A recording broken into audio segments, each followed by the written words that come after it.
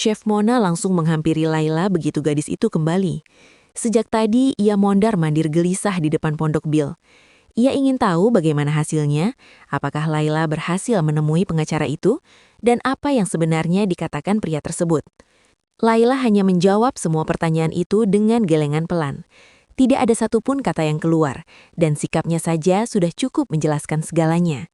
Beberapa staf Arvis yang merasa iba pada Bill sebelumnya sudah patungan diam-diam agar Laila bisa pergi ke kantor hukum dan membicarakan kasus ini langsung dengan pengacara. Saat menerima uang itu, Laila berulang kali mengucapkan terima kasih dengan wajah penuh harapan sebelum berangkat. Namun sekarang, yang tersisa di wajahnya hanyalah keputusasaan. Mona mencoba menjelaskan kabar yang ia dengar. Katanya, Dowager Earhart sebenarnya ingin memaafkan Bill, tetapi Lady Earhart tetap berkikeras. Mona sendiri tidak mengerti, karena Bill tidak melakukannya dengan sengaja, jadi mengapa begitu sulit untuk memberi maaf? Laila lalu bertanya apakah ada kemungkinan ia bisa bertemu Lady Earhart. Mona ragu itu ide yang baik.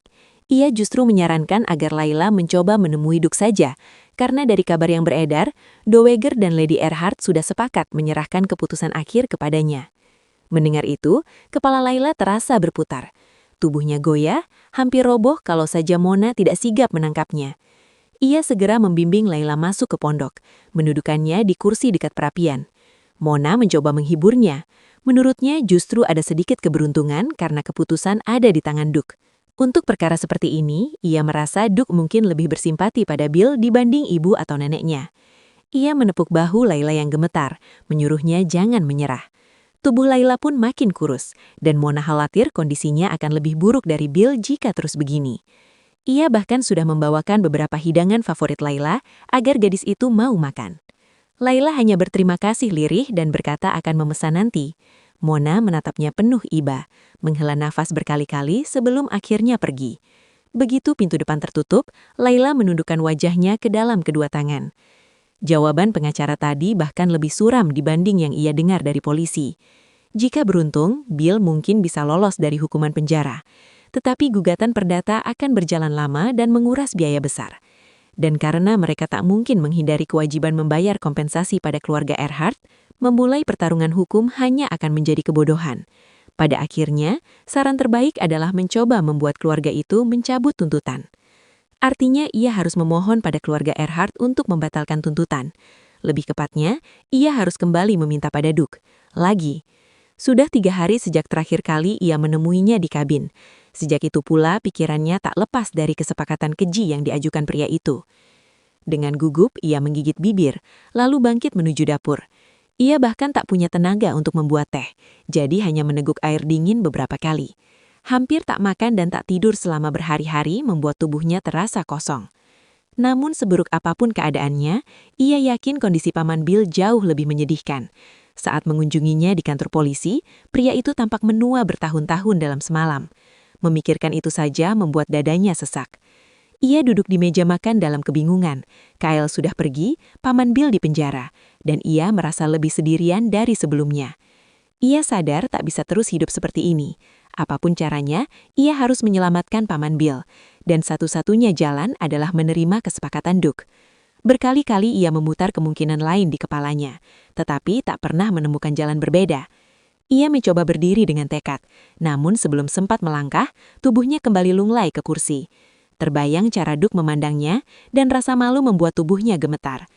Aneh rasanya, karena yang membuatnya terhina bukanlah tatapan penuh nafsu. Justru sebaliknya, tatapan itu tenang, dingin, bahkan sedikit terhibur. Ia mengenali ekspresi itu, sama seperti saat pria itu berburu atau saat dengan kejam menyiksanya. Beberapa kali ia berusaha bangkit lagi, hingga akhirnya menyerah dan menjatuhkan tubuh bagian atasnya ke meja. Matanya tetap kering, hanya arangan lirih yang keluar. Walau mungkin orang lain menganggapnya bukan siapa-siapa, ia sangat menghargai kehidupan yang telah ia bangun dengan susah payah. Ia ingin terus melangkah tanpa rasa malu. Ia tak ingin hidupnya diinjak-injak demi hasrat sesaat seorang pria. Namun setiap kali tekad itu menguat, bayangan Paman Bill kembali menghantamnya. Apa yang akan terjadi pada pria itu? Hanya memikirkan namanya saja membuatnya runtuh lagi. Malam pun turun perlahan, dan ia tetap duduk di meja tanpa mengangkat kepala untuk waktu yang lama. Di sisi lain, Matias baru saja menyelesaikan dokumen terakhirnya ketika malam sudah larut. Ia mempersilahkan asistennya, Mark Evers, pergi. Pria itu membereskan berkas dan meninggalkannya sendirian di kabin.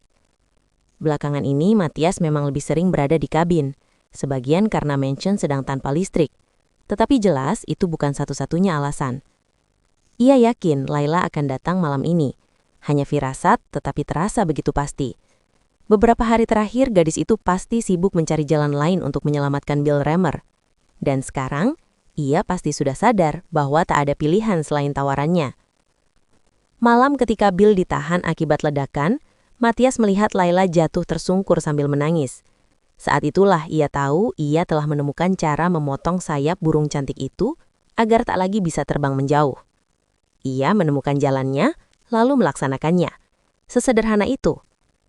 Ia sadar cara ini tak akan langsung memberinya kebahagiaan yang diinginkan. Namun sebelum sampai ke sana, ia harus memastikan Laila tetap berada di dekatnya. Pada akhirnya, ia akan mendapatkan apa yang ia mau, meski harus membalikan keadaan sekalipun. Ia mengambil rokok, menyelipkannya di bibir tanpa menyalakan. Ketukan pelan terdengar di pintu. Lemah dan ragu. Rokok itu langsung dilempar ke asbak. Ia berdiri perlahan, menenangkan diri sejenak sebelum membuka pintu. Angin musim dingin menerpa keras, dan di tengah hembusan itu berdiri Laila. Mereka saling menatap tanpa suara. Jika bukan karena rambut dan pakaian Laila yang berkibar diterpa angin, mungkin waktu terasa benar-benar berhenti. Matias mundur memberi jalan. Malam begitu dingin, dan Laila bahkan tak mengenakan mantel. Ia berdiri menggigil sesaat sebelum langkah masuk. Suara pintu ditutup dan dikunci terdengar jelas di udara yang membeku. Ia kembali berdiri di tempat yang sama seperti beberapa hari lalu, saat memohon agar tuntutan terhadap Bill dibatalkan. Posturnya masih sama, tetapi wajahnya berubah total. Harapan polos itu lenyap, diganti rasa takut dan pasrah. Matias terkekeh mendengar nada sedihnya. Ia membenarkan, lalu bertanya kenapa itu menjadi masalah. Laila mencoba berargumen. Jika ia tak berarti apa-apa, mengapa Duk mau mencoreng hidupnya demi nafsu terhadap seseorang yang tak penting? Bukankah itu merugikan reputasinya? Ia memohon agar diminta melakukan hal lain saja, apapun.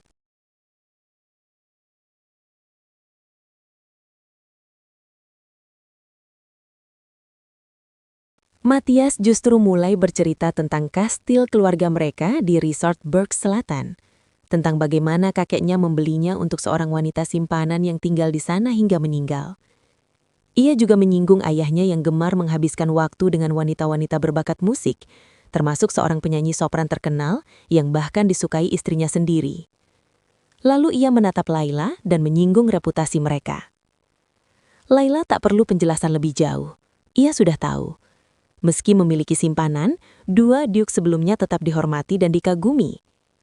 Matias menutup pembicaraan itu dengan santai, mengatakan ia tak mengkhawatirkan reputasinya, lalu meminta keputusan Laila. Dengan suara gemetar, Laila memastikan apakah yang diminta hanya 1 malam. Ia sebenarnya sudah memutuskan sejak melangkah kembali ke kabin itu. Harapan kecil tentang jalan lain akhirnya padam. Ia memang bukan siapa-siapa baginya, dan kebanggaannya atas hidupnya sendiri ternyata tak cukup berarti bahkan untuk mencoreng reputasi pria itu. Anehnya, kesadaran itu justru sedikit meringankan. Ia mencoba meyakinkan diri bahwa ini hanya seperti jatuh dari pohon dan terluka. Lukanya mungkin dalam, tetapi suatu hari akan sembuh. Ia akan bangkit, membersihkan diri, dan terus berjalan. Namun senyum Matias melebar. Ia tak pernah menerima kesepakatan yang tak menguntungkan. 1 malam tak cukup untuk menebus kerusakan yang ditimbulkan Bill.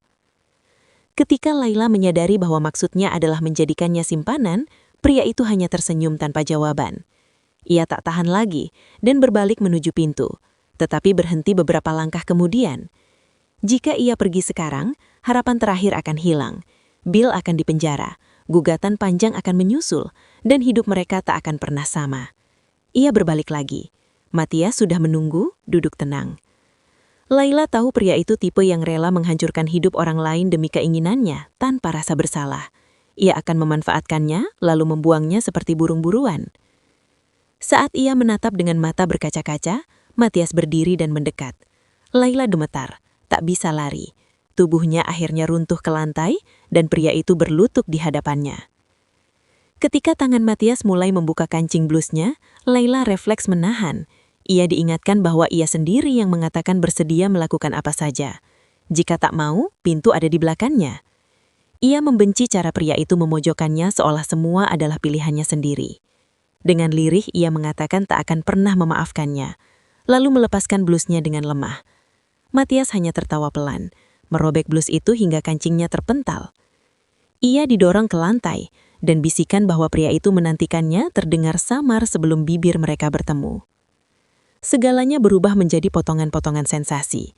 Ia hanya ingin meneriakkan makian padanya, tetapi dia tidak bisa. Sebelum dia tahu apa yang terjadi, bibir Matias sudah menempel di bibirnya. Lidah Matias melesat ke mulutnya dan nafas mereka berbaur. Dia mencoba melarikan diri, tetapi tidak ada gunanya. Tubuh Matias menekannya dengan kekuatan yang luar biasa. Pengalamannya menjadi putus-putus. Dia mendengar suara basah dari gigitan dan isapannya. Dia merasakan sensasi berlendir dari air liur mereka yang mengalir ke dagunya, dan kekuatan dan panas di tangan besar pria itu saat dia menarik roknya dan menurunkan stoking dari garternya. Suara nafas cepat dan rintihan mengganggu ketenangan malam. Segera dia menggunakan kekuatan superiornya untuk menarik lututnya terpisah. Matias segera melepas rok dan celana dalam Laila dan melemparkannya ke samping, lalu meletakkan tubuh Laila di antara kedua kakinya. Laila sempat mengingatkan janji tentang pencabutan tuntutan, suaranya terputus-putus di sela nafas. Ketika dia mengerti apa yang Laila katakan, dia tertawa hampa. Dia terkejut bahwa Laila memohon kepadanya dengan putus asa bahkan pada saat seperti ini. Namun dia tidak mempermasalahkannya. Matanya seindah permata berharga, tidak peduli kenapa mereka tertuju padanya. Ketika Matias tidak memberikan tanggapan, Laila berusaha mengangkat tangannya dari lantai dan meraih lengan Matias. Ketika dia melihat Laila hampir menangis, dia dengan enggan memberinya anggukan. Laila kemudian menghela nafas lega dan melepaskan lengannya dan menutup matanya. Matias terus menatapnya. Sekali lagi, dipenuhi dengan keinginan yang tidak sepenuhnya dia pahami, dia terus menatapnya untuk waktu yang lama, tapi tidak ada yang berubah. Dengan mata terpejam dan kepala menoleh ke samping, yang bisa dia deteksi dari wajahnya hanyalah penolakan keras kepala. Matias mencibir dan menjambak rambutnya lagi untuk menariknya ke arahnya. Rasa sakit itu menyebabkan Laila membuka matanya lagi. Dengan tenang mengamati ketakutan di matanya, Matias masuk untuk ciuman lagi. Benar-benar kesepakatan yang adil, pikir Matias dalam hati. Setelah keadaan tenang, Matias tampak sama acak-acakan seperti Laila. Kemejanya berlumuran darah dan kancingnya hilang, dan rambutnya basah oleh keringat. Dia menertawakan dirinya sendiri dan bangkit. Laila berbaring di karpet, tubuhnya meringkuk menjadi bola. Cahaya dari perapian menyinari kulitnya yang telanjang. Selain sepatu dan stoking di pergelangan kakinya, dia tidak mengenakan apapun. Suara nafasnya bercampur dengan derak api. Setelah mengenakan kembali pakaiannya, Matias duduk di sofa dan menatapnya. Dia merasa bersyukur bahwa Laila dengan keras kepala memalingkan wajahnya darinya. Rambutnya yang panjang dan kusut menutupi punggung dan bahunya. Bagian belakang dan pahanya yang pucat berlumuran darah dan bekas tangan Matias. Dia menyukai kulit Laila yang mudah meninggalkan bekas. Matias berpikir untuk memanggil nama wanita itu, lalu berubah pikiran dan meraih rokok dengan lebih mendesak dari biasanya. Namun, setelah meletakkannya di antara bibirnya, dia lupa menyalakannya. Tatapannya perlahan beralih ke kaki Laila, lalu lebih lambat lagi melintasi tubuhnya hingga ke kepalanya. Itu menggerogoti sarasnya saat Laila terbaring tak bergerak. Matias tahu jika dia mau, dia bisa meraih Laila dengan satu tangan dan membuatnya tunduk padanya lagi. Tapi dia tidak menginginkan itu. Matias mematikan rokok yang tidak menyala dan melemparkannya ke asbak. Alisnya berkerut ketika dia memikirkan bagaimana dia tidak memiliki kesabaran untuk membawanya dari ruang tamu ke kamar tidur. Dia tahu bahwa melakukan hal itu tidak akan banyak berubah, tapi mungkin Laila tidak akan merasa sekotor berguling-guling di lantai bersamanya. Matias bangkit berniat memaksanya bangun, tetapi tubuh Laila tetap kaku memalingkan wajah. Begitu dia mengambil langkah pertamanya ke arah Laila, tubuhnya terasa menegang. Kagum karena Laila masih dengan keras kepala menjauhkan wajahnya darinya, Matias tertawa kecil. Matias mengambil jaketnya dari kursi yang disampirkannya dan melemparkannya ke tubuh wanita itu yang menggigil. Laila tersentak, tetapi tetap berpaling dari pria itu. Untuk sesaat, Matias bahkan tak yakin siapa di antara mereka yang lebih terhina malam itu. Matias menarik nafas dalam-dalam untuk menenangkan rasa benci pada diri sendiri yang dia rasakan, lalu berjalan ke kamar mandi. Sesuatu padanya membuat dia gelisah, tapi dia tidak yakin apa yang harus dia lakukan. Yang membuatnya semakin bingung adalah kenyataan bahwa di tengah kejengkelannya, dia merasa senang dan puas. Setelah mandi, dia memutuskan akan mencoba menghibur Laila. Karena itu, dia merasa semakin bingung ketika kembali ke ruang tamu hanya untuk menemukan ruang itu kosong. Laila telah melarikan diri. Matias sampai pada kesimpulan yang memalukan ini setelah mencari di seluruh kabin. Yang tersisa hanyalah kancing blusnya dan beberapa helai rambut emas.